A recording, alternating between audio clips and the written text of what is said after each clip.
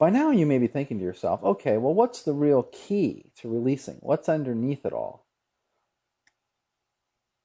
The short answer is that you seem to basically be trying to remove emotional attachments from your goals.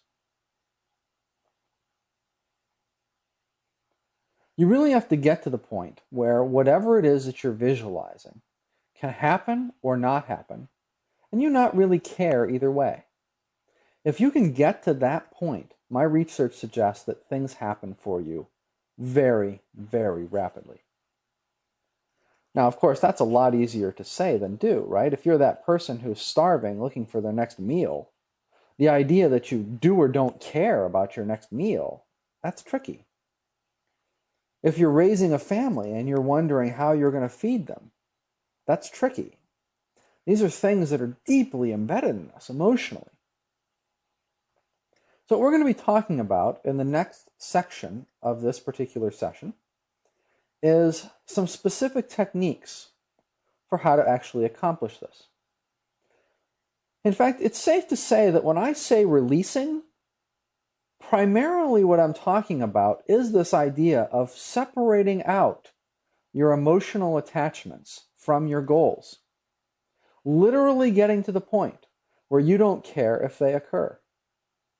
Now you might be saying to yourself, well, what's the good of having goals if I don't care if they occur?